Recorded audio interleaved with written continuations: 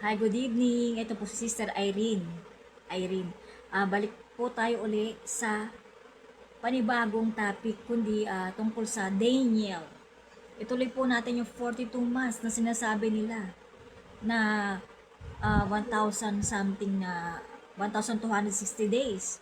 42 months. Hihimayin po natin kada kung sino ang nagsabi, kung anong talata, kung sinong propeta yan, kung sinong apostol. Hihimayin po natin isa-isa.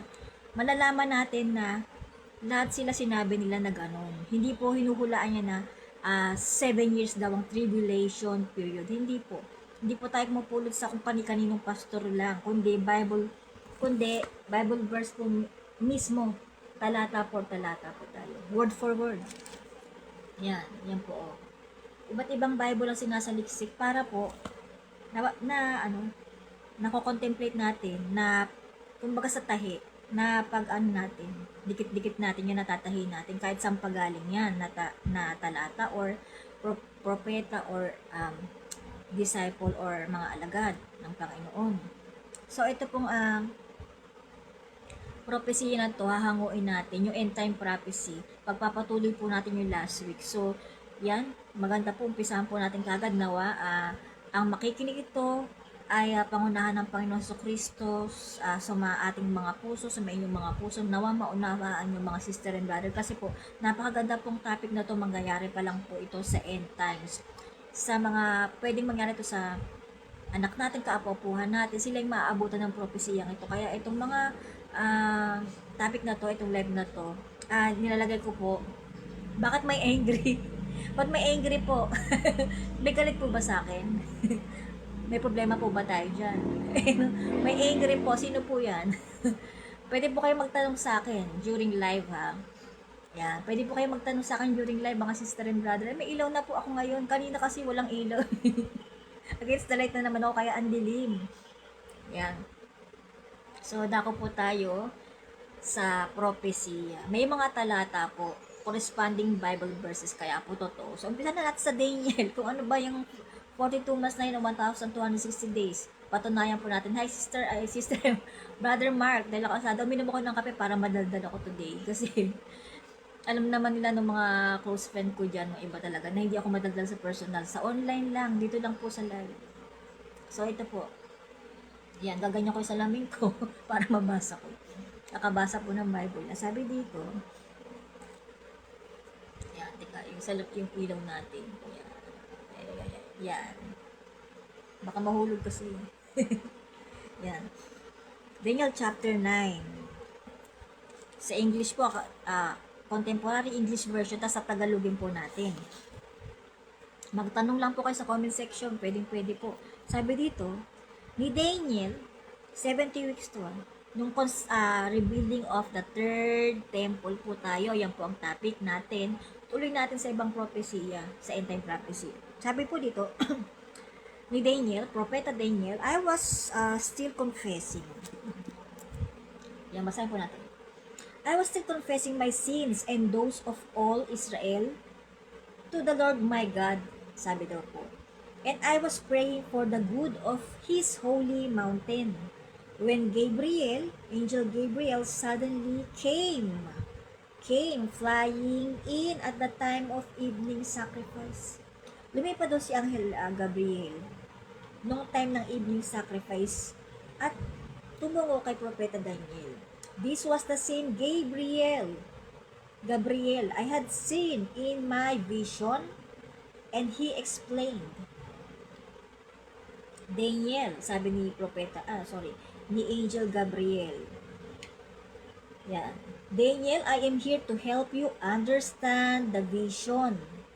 God thinks highly of you, and at the very moment you started praying, I was sent to give you the answer, sabi ni Angel Gabriel. God has decided that for 70 weeks,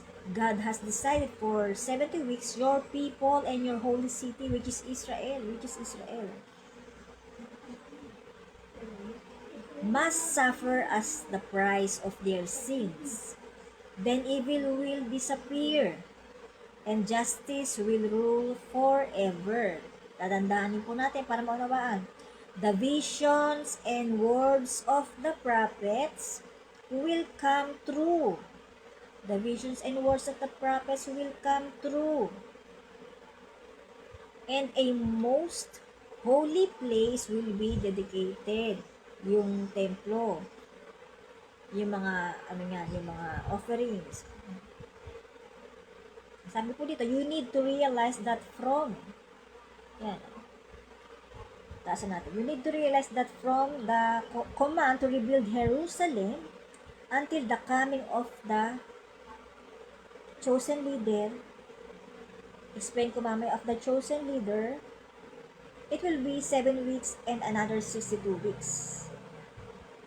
Yan, 70 weeks. Pag binilang po natin. Yung pagdating ng mananakop na Antikristo sa Israel, chosen leader, ayan po yun. Mamaya, papatunayan ko po sa inyo na yun yan.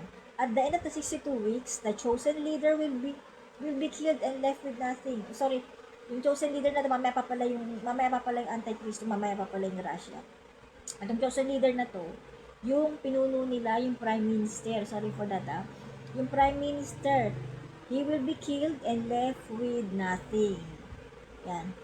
Mamamatay, papatayin yung pinuno ng Israel, yung prime minister nila, at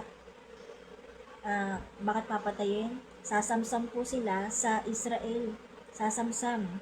Kukunin nila yung mga kayamanan ng Israel. Ayan po. Lahat po ng sinasabi kong to, nasa Bible verse din po. Sundan nyo lang po itong, video na to live. Mapabasa nyo po na naandun yung mga sinasabi ko. A foreign ruler and his army will sweep down like a mighty flood. Foreign ruler, hindi po taga-Israel. Ito po yung Russia. Mamaya sabihin ko po sa inyo. A foreign ruler and his army will sweep down like a mighty flood, leaving both the city and the temple in ruins. And war and destruction will continue until the end, just as God has decided. Nagkaroon ng gera, pagkasira. Biro nyo, darating yung Antikristo na yon bago matapos yung temple construction. Darating po ang Antikristo na yon. Thank you for watching everyone here, sister and brothers. Thank you. Christ bless you all. Maunawaan natin lahat to yung mga nakikinig. Sabi dito, magkakaroon ng war and destruction after itayo ang templo. So, kailangan itayo talaga ang templo kasi nakapropesiya po, yung third temple, masisira na naman uli yan. Pagdating ng Russia, kasama ang iba't ibang bansa, nakaka-allies nila. Alam naman natin kung sino-sino yung allies nila, di ba? Ngayon nga lang, nag-uulinigan na natin, di ba? Sabi ito, will continue until the end, just as God has decided. For 1 week, this foreigner will make a firm agreement with many people, and halfway through this week, he will end all sacrifices and offerings. Yung mga Russia na yan, at yung allies ng Russia, sasakay sila sa Israel sa rebuilding of the third temple construction, reconstruction of the third temple. Sasakyan nila ang Israel after noon, sa huling sanglinggo, sabi po sa Daniel chapter 9, sa huling sanglinggo ay sasalakayin po sila ng Antikristo. Ipatitigil ang lahat ng offerings sa simbahan sa Israel. Offerings. Yan.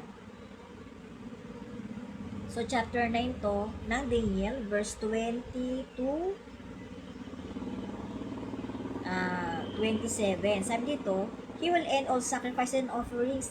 Then the horrible thing that causes destruction will be put there. Yung nakatakot na bagay na nagkakos ng destruction, yung ipapasamba ng 666 sa Apocalypse chapter 13. So, cross-reference, take note po natin. Importante. Malalaman nyo kung totoo ba yung sinasabi ko.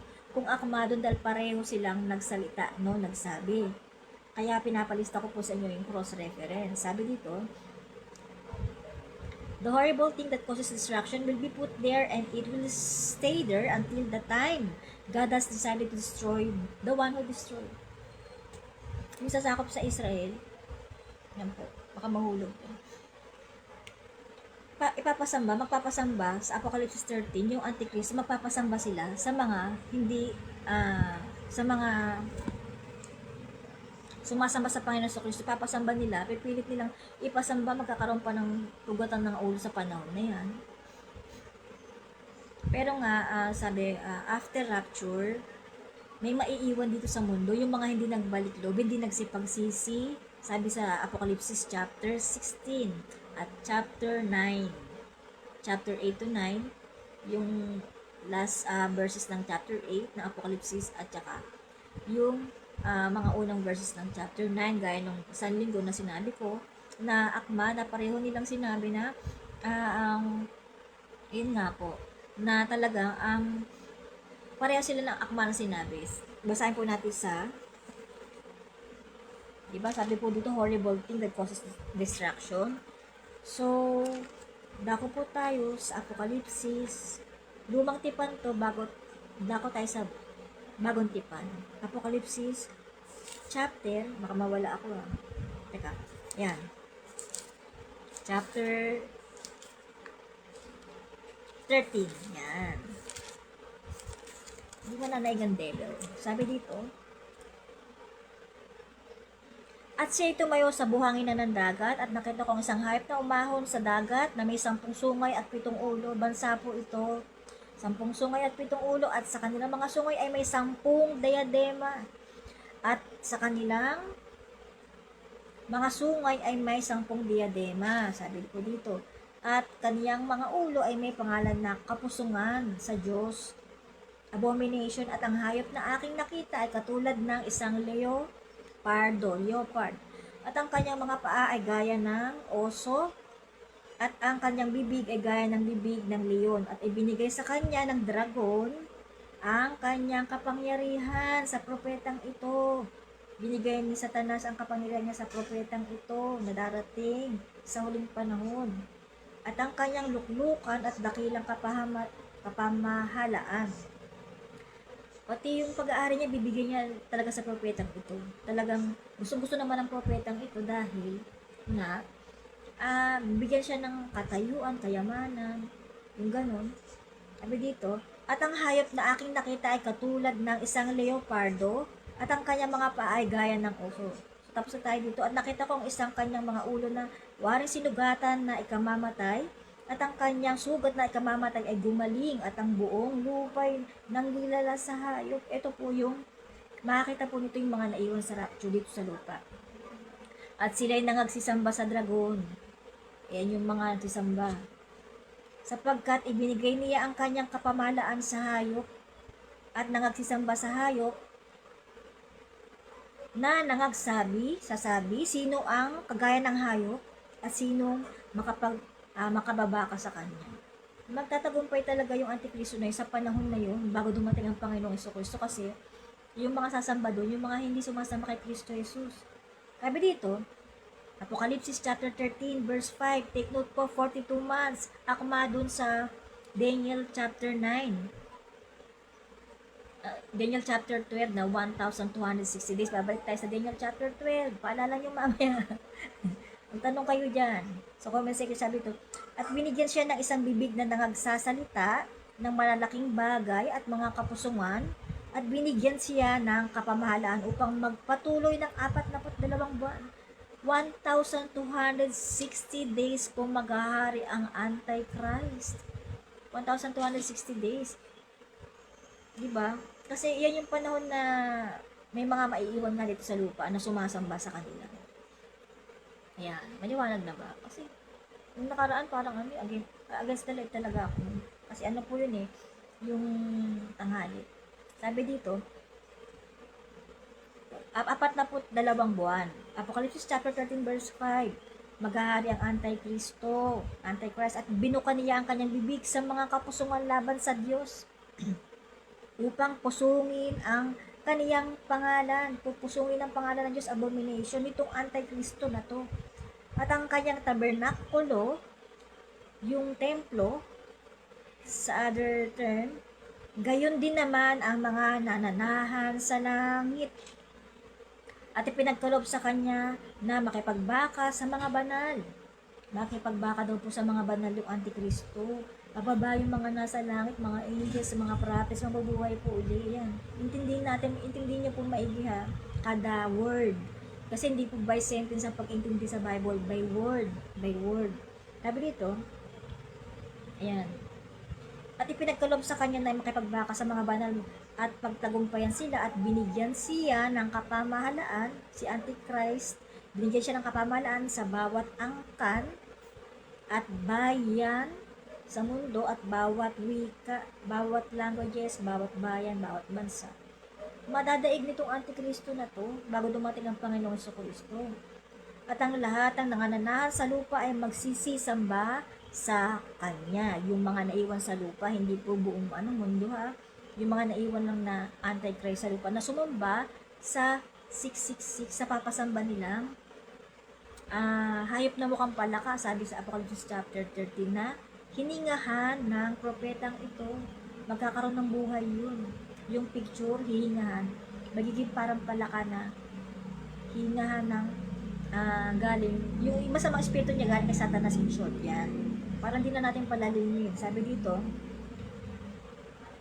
at ang lahat ng nananahan sa lupa ay magsisisamba sa kanya at ang kanyang kani-kaniyang pangalan ay hindi nasusulat sa aklat ng buhay ng Kordero. Noon pa man, hindi na maliligtas yung mga sasamba sa Antikristo. Alam na noon pa lang. Sabi, na pinatay buhat ng itatag ang sanglibutan. Kordero na pinatay. Kung ang sino man ay may pakinig ay makinig. Yan, sabi po. Ayan ang maganda pag sinabing ganyan. Kung sino man ang may pakinig ay makinig. Kung ang sino man ay sa pagkabihag, ay sa pagkabihag, paroroon siya. Kung sino mabibihag, ay sa pagkabihag. Ay sa pagkabihag, paroroon siya. Kung ang sino man ay mapapatay sa tabak, ay dapat siyang mamatay sa tabak. Narito ang pagtitiyaga at ang pananampalataya ng mga banal sa tayo. Buo ang loob natin, yung faith natin sa Panginoon. Hindi tayo di ba nga, aalay mong buhay mo sa Panginoon para lang sa Ebanghelyo talagang pag nasa Panginoon. Kaya hindi ka takot na kung ano man mangyari sa'yo. Sabi dito, at nakita kong ibang ahayop na umahon sa lupa at may dalawang sungay na katulad ng sa isang kordero. Magaan yung Jesus Christ sa kordero, sabi dito, tuod sa kordero. At siya ay nagsasalitang gaya ng dragon. Kunyari mabait siya. Kasi sungay na parang gaya sa kordero. Ayun magaan yung tupa. Ayan, in short, tupa. At siya ay nagsasalitang gaya ng dragon, pero ang salita niya galing kay Satanas. Ayan.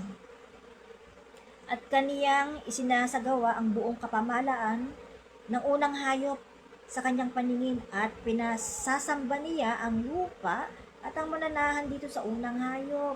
Yung buong lupa, yung maiiwan lang sa mundo sa rapture, hindi po lahat tayo. Tapos dito, at siya gumagawa ng mga dakilang tanda na anupat, nakapagpapababa ng kahit apoy, nakapagpababa ng kahit apoy daw sa langit. Kaya maniniwala yung mga tao sasambahin itong propetang false prophet na to. Kasi nga, even yung fire sa earth magka-calm down, magagawa niya yun kasi may kapangyarihan siyang galing kay Satanas eh. Kailangan mangyari yun dahil nasa propesya.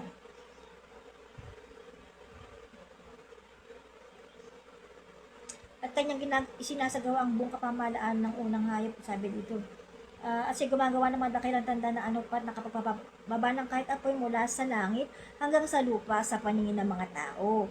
At nadadaya niya ang mga nananahan sa lupa dahil sa mga tanda na sa kanya ipinagkaloob na magawa sa paningin ng hayop na sinasabi sa mga nananahan sa lupa na dapat silang gumawa ng isang larawan na hayop na mayroon ng sugat ng tabak at nabuhay. Yan, yari tayo. Malalaman niyo mamaya yan.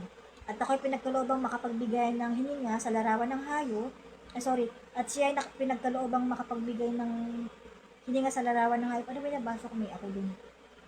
Upang ang larawan ng hayop ay makapangusap ng may papatay naman. Yung Antichrist daw, hihingahan yung hayop. para ipasa mo sa mga tao upang ang larawan ng hayop ay makapangusap para magsalita, makausap mismo nila yung picture. At maipapatay naman ang lahat ng hindi sumasamba sa larawan ng hayop. Papapatay yung mga banal ng Panginoon, yung mga buhay pa nun. Sana, sana hindi ko na siya maabutan. Lahat na sumasamba sa larawan ng, yung hindi sumasamba, yung mga sumasamba sa Panginoon Hesus Kristo papapatay sa panahon yan kasi may mababuhay nga na, may mga mga mababuhay pa sa lupa na galing sa langit, bababa sa lupa, magkakatawang tao, pati yung mga propeta, magkakatawang tao sila during tribulation period. Pati yung mga lingkod ng Diyos, yung pinagtatanggol ang Panginoong Hesus Kristo, delikado rin po. Pero pag nasa Panginoon ka, siyempre hindi ka matatakot dahil alam mo kung saan ka patutungo. Sabi nga, huwag ka matakot sa pumapatay dito sa mundo. Matakot ka dun sa pumapatay sa kaluluwa, papuntang impyerno. Diba? Kung alam mong sa Panginoon ka, Hesus Kristo mapupunta, saglit lang yun saglit lang yun na alam mo mapupunta ka sa langit. Sabi dito, at ang lahat, maliliit at malalaki at mayayaman at mga dukha at ang mga laya at ang mga alipin ay pinabigyan ng isang tanda sa kanilang kanang kamay o sa noo, yung mga sumasamba sa Antikristo. Sabi, at nang huwag makabili o makapagbili ang sinuman, kundi siyang mayroong tanda lang. Sa makatuwid ay ang pangalan ng hayop o bilang ng kaniyang pangalan, sabi. Dito'y may karunungan ang may pagkaunawa ay bilangin ang bilang ng hayop sapagkat siyang bilang ng isang tao. Sabihin, sobrang sama. Kasi 666 bilang ng hayop yan. At ang kanyang bilang ay 666, sabi. Diba? Yung Apocalypse chapter 13 po ito, diba? 42 months, 1,260 days. Dako po tayo sa Daniel chapter 12. Pag-akmain natin yung sinabi dito sa Apocalypse chapter 13 na hindi tayo nanguhula yung propesya galing sa Bible. Pareho sila ng sinabi ni Propeta Daniel. Chapter 12 Sabi po dito, Daniel chapter 12. Ano ba gusto niyo, buod o yung verse na kapareho ng 42 months? Pero buod ko na lang po. Ang tulong ni Miguel sa panahon ng sakuna. At sa panahong yaon ay tatayo si Miguel na dakilang prinsipe na tumatayo sa ikabubuti ng mga anak ng inyong bayan. Si Miguel, Arkanghel, sabi. Tatayo sa Israel. At magkakaroon ng panahon ng kabagabagan, troublous times, yung tawag dito, tribulation period sa English. Kabagabagan na hindi nangyari kailanman mula nang magkaroon ng bansa hanggang sa panahong yaon. At sa panahong yaon ay maliligtas ang iyong bayan. Bawat isa na masusumpungan na nakasulat sa aklat. Ang maliligtas lang po sa Israel yung mga nakasulat sa aklat. Apocalypse chapter 9. Yan po yung mga may tanda sa noo. Sabi dito, at marami sa kanila na nangatutulog sa alabok ng lupa ay mga gigising. So maraming mabubuhay sa huling panahon na galing sa lumang tipan, yung mga namatay na sa lumang tipan. Siyempre, mystery ito sa Bible Mystery. Ito po yung mga misteryo na nakatago sa Bible. Kailangan ko pong ilabas. Kaya ako naglalay para mawalaman tayo sa mundo or pagtandaan natin. Meron tayong documentary na ganito na mababasa ng mga bata. Mga pagkukunan nila ng palatandaan pag naandun na sila sa time na yon, mga kaapapuan natin, kung sino masabi dito. Yan. At silang pantas, teka. At marami sa natutulog sa alabok ng lupa ay mga gigising. Ang iba'y sa walang hanggang buhay at ang iba'y kahihiyan at sa walang hanggang pagkapahamak.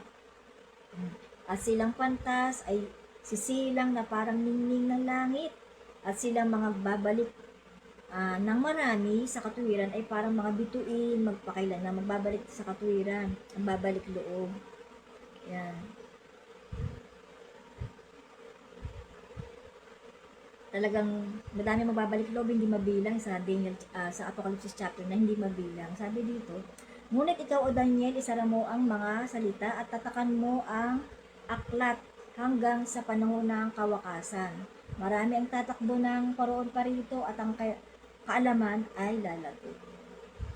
So, nung time na yun, dati, hindi pinaalam sa atin to. Pero sabi kay Daniel, itong mga prophecy ito hindi pinaalam ng Diyos. Pero sabi kay Propeta Daniel, sa Daniel chapter 12, verse 4, ang kaalaman ay lalago sa huling araw. So, malalaman talaga natin yung katotohanan. Yan. At yan. Malalaman natin ang katotohanan. Tingnan mo. Sa huling araw. Kasi nga po, lalago ang kaalaman. Pinagkakaloob na sa mga tao. Yan. Sa mga pinagkalooban. So, ayun po. Sabi dito, Daniel chapter 12 verse 5, nang magkagayoy akong si Daniel ay tumingin at narito nakatayo ang ibang dalawa, ang isay sa dakong ito ng pangpang ng ilog, sabi.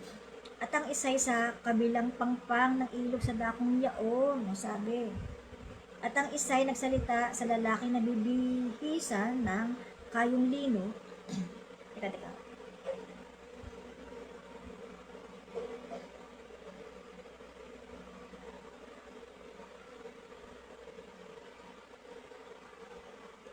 Teka, reduce yung background noise kasi ang ingay eh. Yan. Yung background noise. Yan. Background noise.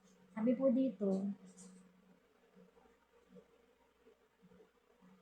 at nang magkagaya akong si Daniel ay tumingin at narito nakatayo ang ibang dalawa, ang isay sa dakong ito ng pangpang ng ilog at ang isay sa kabilang pangpang ng ilog sa dakong yaon.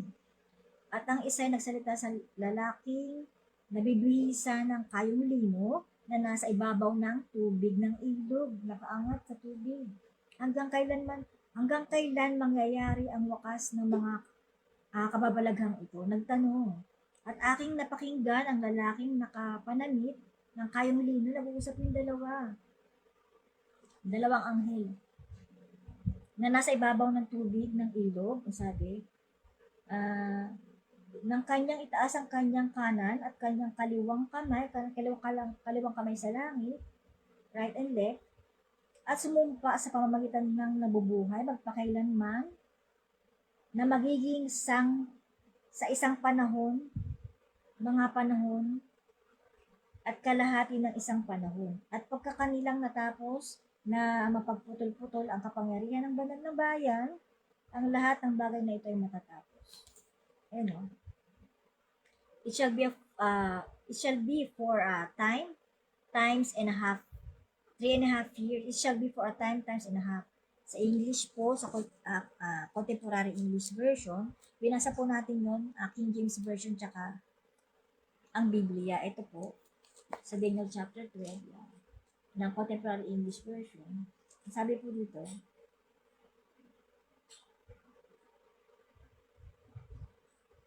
many people will have their hearts and lives made pure and clean sa oras na yan. During construction of the third temple. But those who are evil will keep on being evil and never understand. Daniel chapter 12 verse 10. Yung mga masama lalo doon sasamay, mabuti lalong magiging mabuti sa huling panahon. Delikado po yan. Only the wise will understand.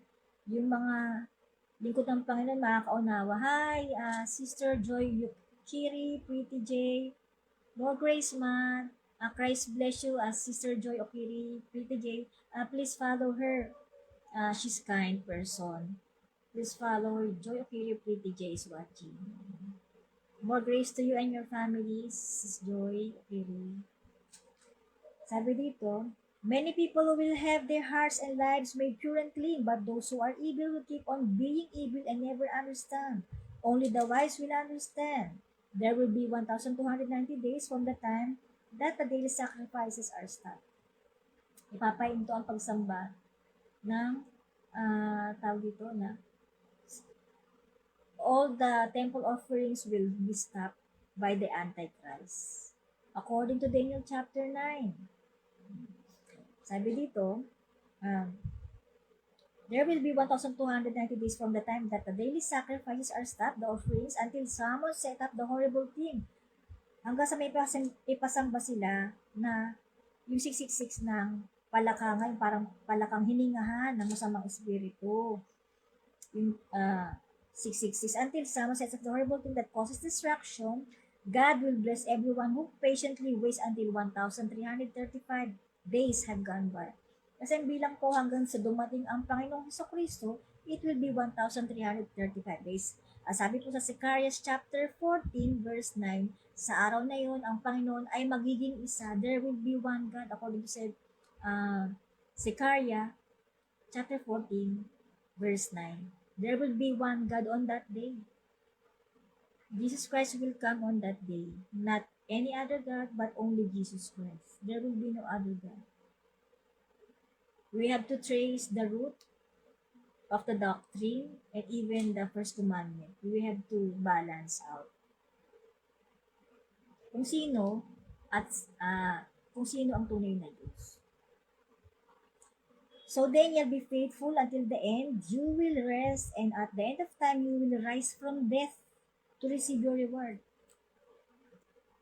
Prophet Daniel will rise from death during temple construction, third temple construction.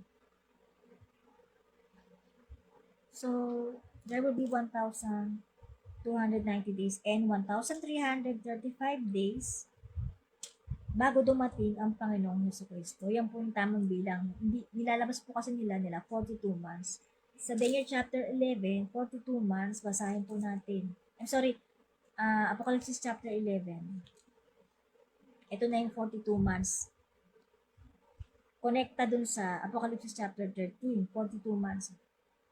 An angel gave me a measuring stick and said, measure around God's temple. Be sure to be sure to include the altar and everyone worshiping there, but don't measure the courtyard outside the temple building. Leave it out. It has been given to those people who don't know God. The Antichrist. And they will trample all over the whole city. They will trample all over the holy city for 42 months. This is from Revelation chapter 11. My two witnesses will wear sackcloth while I let them preach for 1,260 days. The two witnesses are Moses and Elias. Right after these verses from Revelation chapter 11, I will explain. We will get back to Malachi chapter 3 and Malachi chapter 4 to explain further the corresponding verses that match the cross-reference here on Revelation chapter 11. So, let's go. My two witnesses will wear sackcloth, meaning that person will be ordinary, will appear that in short, Prophet Elias and Moses will appear as an ordinary people. In Tagalog,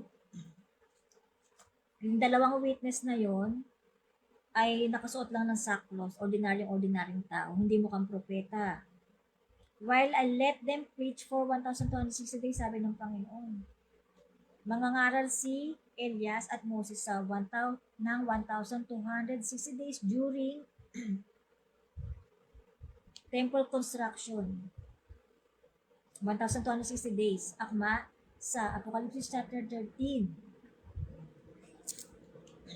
We should write down or jot down the following verses so that we may be able to identify if it's fake, if the prophecy is fake or not.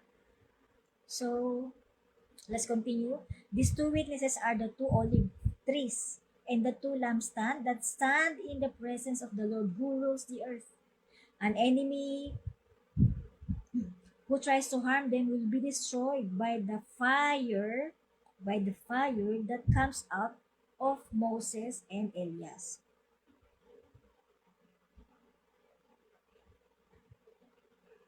They have the power to lock up the sky. The only person who can lock up the sky is Elias. Back in 1 Kings chapter 9. It never rained. It doesn't rain from 3.5 years. It didn't rain in 3.5 years.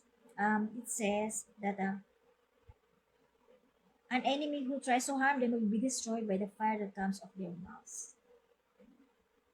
Mangangaral sila matalas ang bibig ni Elias at ni Moses. Ngayon, pag may sumalangsang pa sa kanilang antikristo, mamamatay sa apoy na lumalabas sa kanilang bibig. Pag hindi pa nakuha sa matalas na pangangaral, sabi po dito, they have the power to lock up the sky and to keep rain from falling while they are prophesying. Habang nagpapropesya sila ng mga vision nila na mangyayari at nangangaral sa mga tao na magbalik loob sa Panginoong Heso Kristo, hindi uulan ng 3.5 years sa mga antikristong maiiwan dito sa mundo. Kaya kailangan nilang tapusin itong video nito para malaman nila na for 3.5 years hindi uulan sa mga maiiwan sa rapture. 3.5 years hindi uulan. Yan. Si Elias lang ang hindi nagpapaulan ng 3.5 years sa lumang tipan at yung nagpapadugo ay si Moses naman. So, matitrace po talaga natin. More grace, man. They have the power to lock up the sky. And then, let's go to another one, another sentence. And whenever they want to, they can turn water to blood and cause all kinds of terrible troubles on earth. The one who can only turn the water into blood is Moses.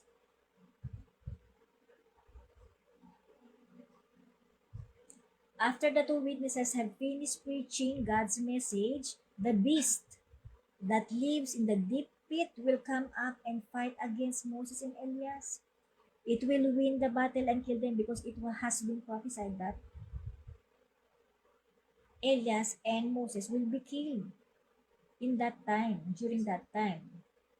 And it will happen.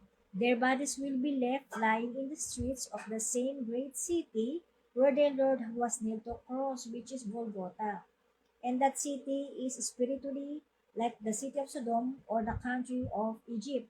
For 3.5 days, the people of every nation, tribe, languages, and race will stare at the bodies of these two witnesses, which is Moses and Elias. They will stare at the bodies of these two witnesses. Titigan nila yung patay na katawan ni Moses ni Elias sa 3 araw.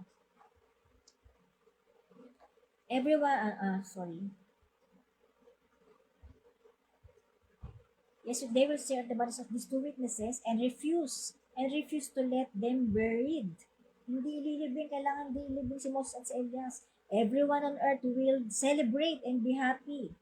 Dahil patay na yung lingkod ng Diyos, si Moses at si Elias, magkakasiyahan yung mga antikristo, yung mga naiiwan dito. Mag-celebrate pa sila, magbibigay pa sila ng mga regalo at take note. Everyone on earth will celebrate and be happy. They will give gifts to each other because of what happened to the two prophets who caused them so much trouble. Kumbaga, yung nagiging kontrabida pa yung dalawang propeta sa mga antikristo ng time na yan. Mangyayari, but 3.5 days later, God will breathe life into their bodies to Moses and Elias. They will stand up and everyone who sees them will be terrified. Sabihin ng Panginoon, hihingahan si Moses at si Elias, sabihin, bumangon kayo. Pumunta kayo sa taas, sa langit. Magiging magugulat daw yung mga tao kasi mabubuhay sila. Sabi dito, the witness then heard a loud voice from heaven saying, "Come up here." And while their enemies were watching, they were taken up to heaven in a cloud. All that same moment, there was a terrible earthquake that destroyed a tenth of the city. 7,000 people were killed and the rest were frightened and praised the God who rules in heaven at last. But because of the 7 plagues that was written in Apocalypse or Revelation chapter 16 and chapter 9, they will turn to God. They will repent to God. Those Antichrist will turn to God. They will repent just because of the 7 plagues. because they have hardened their heart,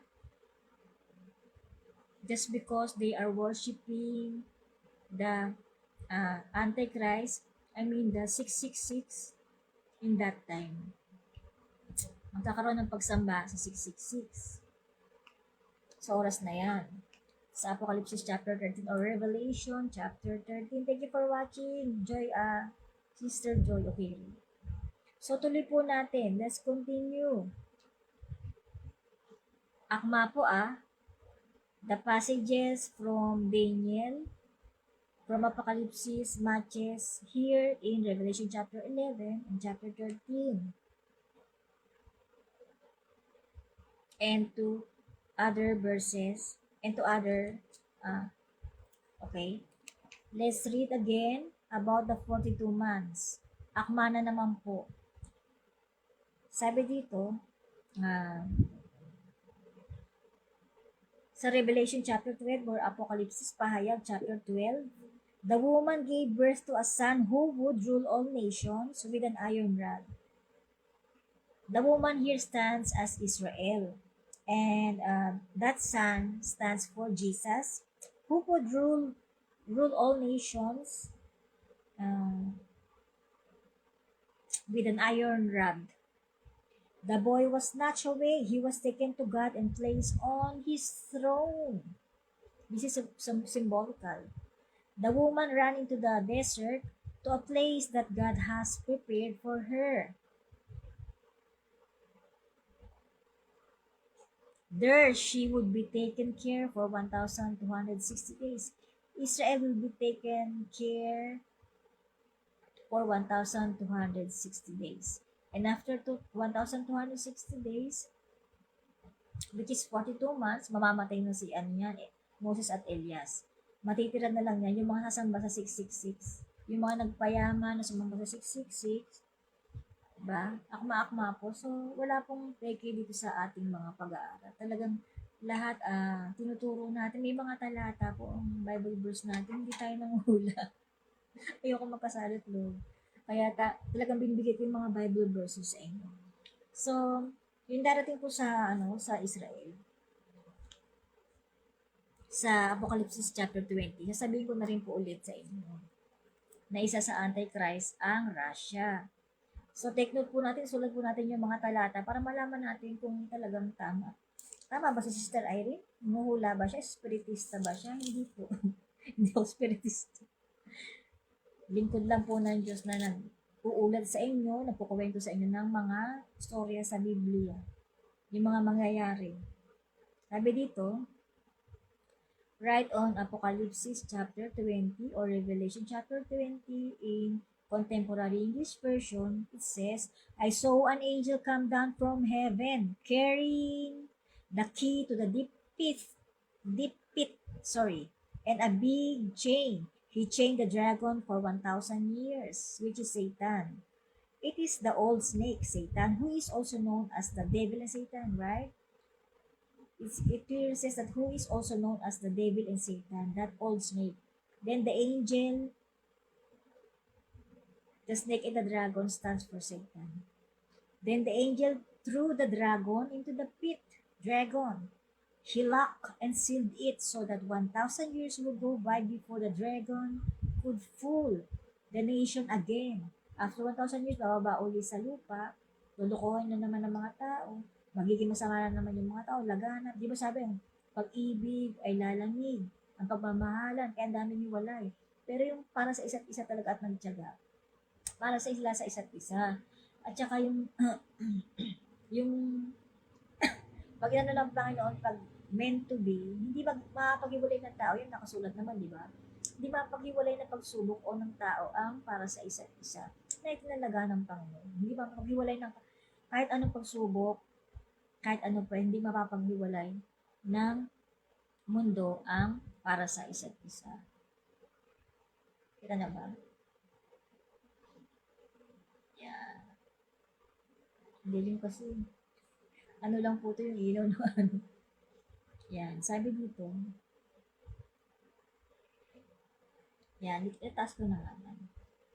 Then the angel threw the dragon to the deep pit. He locked and sealed it so that 1,000 years would go by before the dragon could fool the nations again.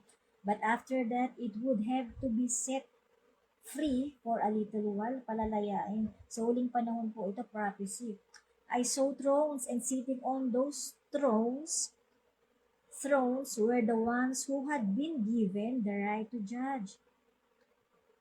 I also saw the souls, yung mga nakita daw ni Juan, Patmos, sabi, nakita ko ang mga kaluluwa ng mga pinugutan ng ulo who had their heads cut off because they had told about Jesus. Pinangaral nila ang Panginoong Hesus sa huling panahon during tribulation period, even before tribulation period, or mas worse pag during tribulation period nagturo ka about Jesus. Yung, yung possibility na makat off yung head natin, talagang kasi nandiyan na yung mga antikristo eh. And preach God's message. The souls, I also saw the souls of the people who had their heads cut off because they had told about Jesus and preached God's message. They were the same ones had not worshipped the beast or the idol, and they had refused to let its mark be put on their hands or foreheads. They will come to life and rule with Christ for 1,000 years. These people are the first to be raised to life, and they are especially blessed and holy. Marami kasi mga mabubuhay sa huling panahon, mabubuting, bihira po kasi nakikinig sa end time prophecy sa huling panahon kasi ayaw nila marinig yung mangyayari. Mabuti yung ako naman, mabuti malaman ko na yung mangyayari, mag-take ako ng precautions at alam natin ang gagawin. Kaya pinipreach po ito sa mga tao para magbalik loob tayong lahat. Kasi ang pag-asa na lang ng tao during temple construction, we can repent to Jesus during third temple construction. But after that, we can no more repent. There is no time for repentance after third temple construction. That's why I'm preaching you. I'm saying to you that this is very important. These prophecies are very important. So I may be able to help you, help others, help myself out, help my soul, help others' soul, everyone's soul, to turn back to Jesus or repent with their whole hearts. Uh, no other dead people were raised to life until 1,000 years later.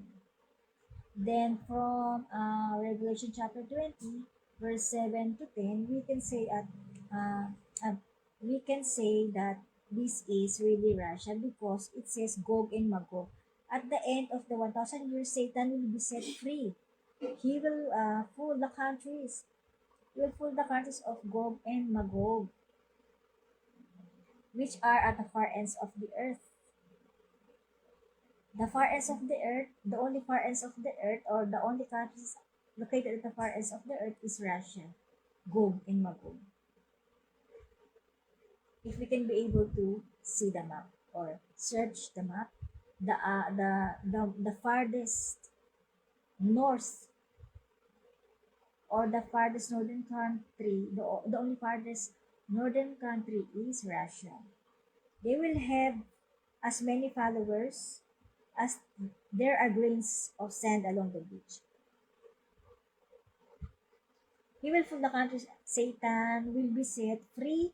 He will fool the countries of Gog and Magog, which are the far ends of the earth, and their people will follow him into battle.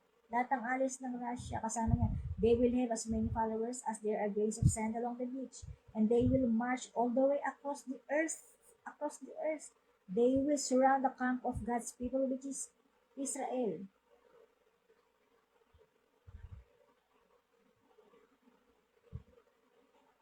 And that city that his people love, which is Jerusalem. But fire will come down from heaven and destroy the whole army. Sasalakay nga ang Russia, pati mga alis sa Israel, pero darating ang Panginoon. Diba?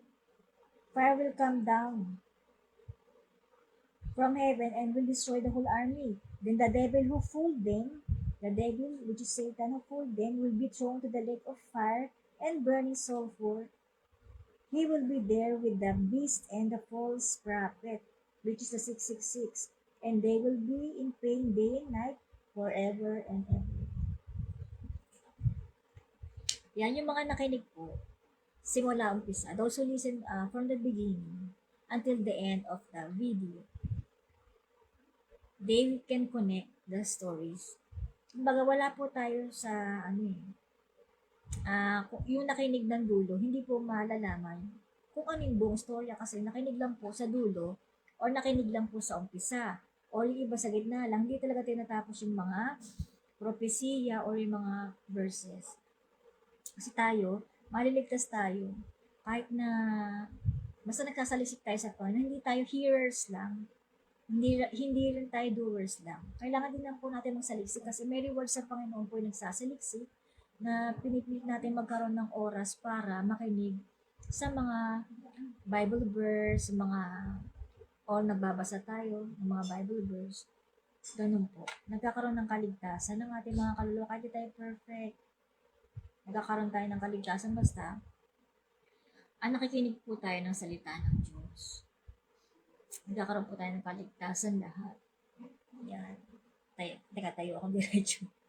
Kasi artist po ako eh. I am an artist kaya medyo kubarde. Medyo kubarde tayo.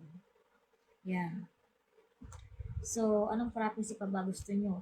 So, let's go back to Zechariah chapter 14 verse 9. Ano pong sabi? Let's go to the Old Testament.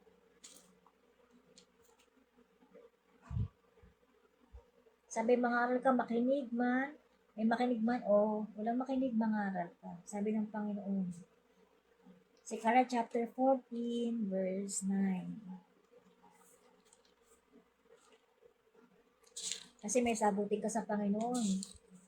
Kung di ka mangaral dahil may alam ka. Sisingilin yung sa dugo natin. Sabi, on Zechariah chapter 14 verse 9, At ang Panginoon ay magiging hari sa buong lupa. Sa araw na yaoy, magiging ang Panginoon ay isa at ang kanyang pangalan ay isa. Sa end time prophecy ito, sa pagdating ng Panginoon, isa lang ang Panginoon na darating. Sabi din sa Apocalypse chapter 22, verse 20 to 21. And the Lord shall be king over all the earth. In that day, shall there be one Lord, and His name one. One Lord lang po ang darating. At ang pangalan niya ay isa. Wala na may ibang pangalan sa mundo eh. Nakilala tayong Diyos. Panginoong Hesukristo lang ang may pangalan. Sabi nila may ama pa daw. Hindi nga yung ama ay nagkatawang tao, manifest in the flesh on 1 Timothy chapter 3 verse 16.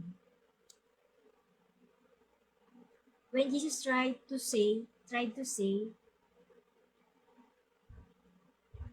on John chapter 10 verse 30, when Jesus tried to say that the Father and Him are only one, yung mga Jews, pinagbabato siya.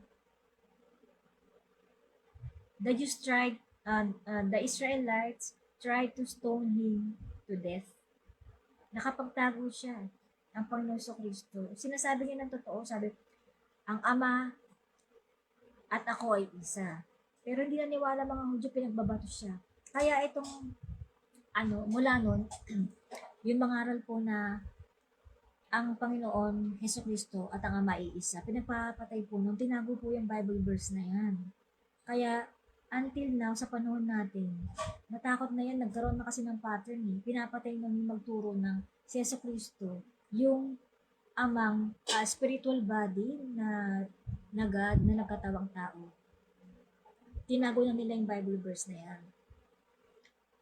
Hindi na nila tinuro kasi pinapatay nga noon eh. Pinapatay noon yung magturo na si Kristo at yung Ama ay isa. So, dito po sa mga talatang to, makikita po talaga natin na isa ang Diyos. Sa pagdating niya, isa lang siya. Ito po sa Apocalypse, Zechariah chapter 14 verse 9 po ito. Dadako po tayo sa Revelation chapter 22. Sabi po dito, Ang sumasaksi sa mga bagay na ito ay nagsasabi, "Oo, ako'y madaling pumaparito." Siya nawa, pumarito ka Panginoong Hesus. Pumarito sa lupa. Ang biyaya ng Panginoong Hesus ay mapasa mga banal, nawa siya nawa. In English, King James Version, "He which testifieth these things saith, Surely I come quickly. Amen. Even so come, Lord Jesus." Si Jesus lang kausap ni Juan dito. "The grace of our Lord Jesus Christ be with you all. Amen." Isa lang ang Diyos na darating, wala pong iba. Sa Revelation chapter 9, verse 11 to 16, ganun din po nakasulat. Si Jesus Cristo lang yung darating. King of Kings and Lord of all Lords. Apocalypse chapter 19, pahayag ng chapter 19, verse 11 to 16. Sabi dito, "At nakita kong bukas ang langit, at narito, at nakita kong bukas ang langit, at narito ang isang kabayong maputi, at yaong nakasakay dito ay tinatawag na tapat at totoo." Kabayong maputi daw po, nakasakay yung tapat at totoo. At sinasabi nila, dinidebate ako ng iba, ito daw, Anti-Kristo daw to, itong kabayong puti, nakasakay sa puti. Hindi naman dirty white eh, white po eh, sincerity, symbol of sincerity. Kabayong maputi. Yan, sabi dito, sabi dito, ayan, "At yung nakasakay dito ay tinatawag na tapat at totoo, at sa katuwiran at siya yung matul at nakikipagbaka. Faithful and true, and in righteousness he that judge and make war." Mahatod, Panginoon sa Kristo lang ang mahatod at nakikipagbaka spiritually. Actually naman yung nag-reward sa atin, kung anong reward ng Panginoon sa atin, yung ginawa natin sa kapwa. "At ang kanyang mga mata ay ningas ng apoy, at sa kanyang ulo ay maraming diadema." Ningas ng apoy ang mata ng Panginoon kasi galit na nga. At sa kanyang ulo ay maraming diadema, sabihin, nagtatagumpay siya, nagtatagumpay, ang daming crown sa kanyang ulo. At siya may isang pangalang nakasulat, sa sino man ay di nakakaalam, kundi siya rin. Siya rin nakakaalam ng pangalan niya. Sabi dito, ang kanyang mga mata ay ningas ng apoy. Kasi spiritual being ng Panginoon sa Kristo talaga, yung mata niya, spiritual being, parang araw. Ningas ng apoy na nga eh. At siya'y nararamtan ng damit na winisikan ng dugo.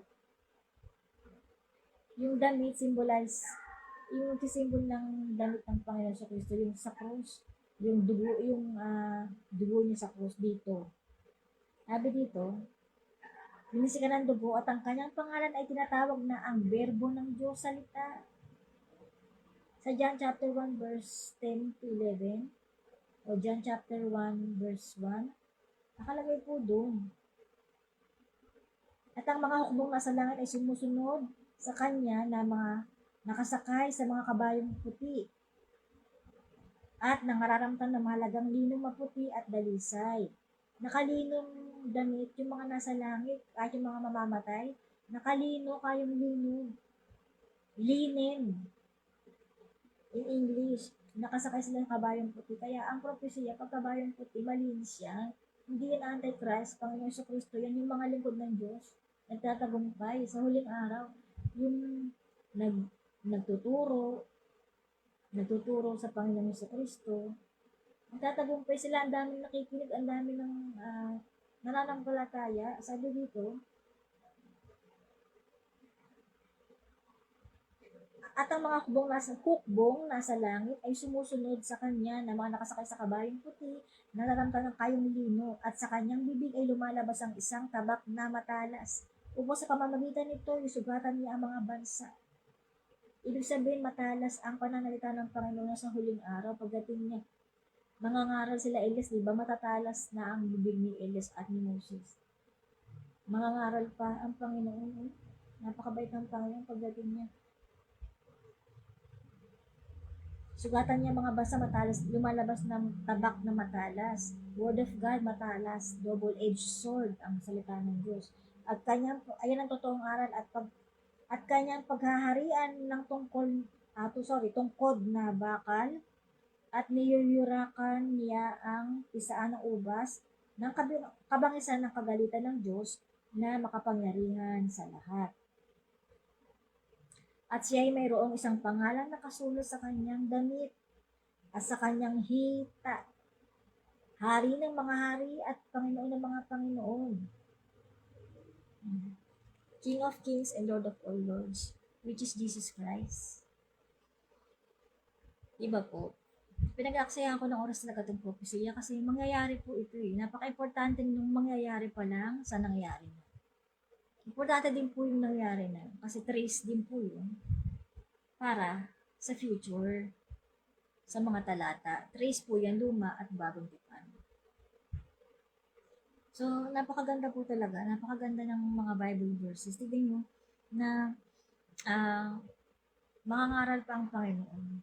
Gagamit pa ng mga alagad, gagamit pa ng iba't ibang tao para magpatunay para sa Kanya, sa pagdating niya at yung ikaliligtas na andun po sa mga tinuturo namin. Kaya pinagtsatsagaan po talaga namin itong mga talata. So, I think, ito po muna, babalikan ko kayo sa mga kasunod na propesiya. Kasi hindi pa po tapos yun. Ang propesiya po dapat, napakahaba niyan, na sinabi ng iba't ibang propeta at iba't ibang apostol. At ang mga nakikinig sa propesiya ay pinagpapala. Yung mga gumaganap at nakikinig sa prophecy ay pinagpapala ng Panginoon. Yan. Pinagpapala ng Panginoon ang mga nakikinig sa prophecy. Talagang sabihin, basahin po natin. Revelation chapter 1. Sabi po dito, Blessed is he that readeth and they that hear the words of this prophecy and keep those things which are written therein, for the time is at hand. Mapalad ang bumabasa at ang nangakikinig na mga salita ng hula, propesiya, at tumutupad ng mga bagay na nangasusulat doon sapagkat ang panahon malapit na. Sabi po, ang Panginoon, talagang lahat sinulat ang Panginoon. Walang science, math, nasa Biblia lahat yan. Malapit na daw ang pagdating ng Panginoon. Kaya kailangan makinig na tayo sa mga gantong mga aral. Kasi ganito po talaga yung mga brother and sister. Noong 2013, nag-start na ako mag-debate sa FB. Yan, hindi ako more on prophecy ako and debate. Yan po, yung mga napag-aralan. May mga talata po, pag nagtuturo po tayo, may corresponding verses, may mga history, may mga tungkol sa history, sa biblical history, na nangyari sa mga propeta noon. May mga ganun po, may mga talata. Hindi po pwedeng pulot-pulot lang tayo sa iba't ibang pastor. Hindi po pwede yun. Kailangan nagbasa ka po talaga ng Biblia bago mo matrace yung mga bagay na yung propesya. Basahin mo po ulit-ulit. Hindi pwede. Masyado kang bilib sa sarili mo na, ay, 2 beses ko lang nabasa yung Bible. Alam ko na. Ay, 3 beses ko lang nabasa yung Bible. Ay, 10 beses ko na nabasa yung Bible. Alam ko na. Hindi po ganun. Hindi po ganun. Taon mo babasahin yan pa ulit-ulit. Re-requestahin mo pa, re-review mo pa yung ulit-ulit. Hindi po ganun kadali. At pinapagdasal din sa Panginoon. Pinagpe-pray din po na maunawaan natin ang mga Bible verses. Hindi po basta-basta na na ay alam ko na. Yung tiwala ka sa sarili mo. Kailangan, kung alam mo, mabase ka sa history at biblical history ng mga propeta at apostol, kung ano nangyari sa kanila at kung anong mga sinabi nila, kung para saan, kailan, kung para saan, kailan, saan, ano, kung para saan, kung saan sinabi, kung kailan, kung saan ba sinabi, kung sa Hudyo ba, o Gentiles, o pareho, or pwede sa lahat. Diba? Kasi tayo Gentiles tayo eh. Basta hindi Israelites, tawag Gentiles. So, sa susunod na araw, ibang topic na naman po. Pwede natin pagpatuloy yung prophecy. Pwede rin Christian living. Pagpatuloy natin. Maganda po yan. Maganda po, talagang malingas tayo sa Panginoon kasi nasa huling araw na po tayo. Again, this is Sister Irene. Tawagan niyo lang po ako Sister Irene. Yan. Huwag niyo po akong tawagin na Pastora. Sister Irene na lang po. Basta yan, hinahatid ko Christian living, yung aral sa araw-araw po, tsaka yung Bible practice. Salamat po sa mga nakinig. Sana ipaunawa sa inyo ng Panginoong Kristo ang mga talatang ito sa video na to. Kung wala po kayong oras, panoorin nyo na unti-unti. Well, ngayong araw na to, pag busy kayo, next kumbaga, i-forward nyo lang, i-rewind nyo lang, kailan kayo hindi busy, pwede nyo pong pag-aralan. Pag-aralan yung mga talata na sinabi ko. May Bible verse po akong binigay sa inyo.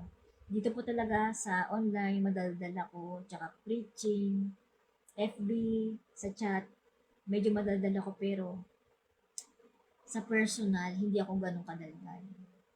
Para alam din ng mga bagong kakilala ko dito.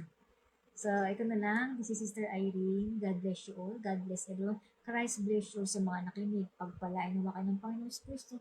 Nawa maunawaan niyo ang mga alatang ito para sa lahat. In Jesus' name, God bless you all. Sa mga nakinig, hindi ko pa nakita kasi yung ano yan. Yung may mata na yan sa live na yan, hindi ko pa nakita. Kung sino-sino yan. Wala akong ano. Hindi ko siya mapindot. Kasi pag pindot ko hindi magana. So, Christ bless you all. Pagpalain kayo at ang buong pamilya niyo sa pag-unawa nito at sa pakikinig ng mga propesya. In Jesus' name, Amen. Bye-bye.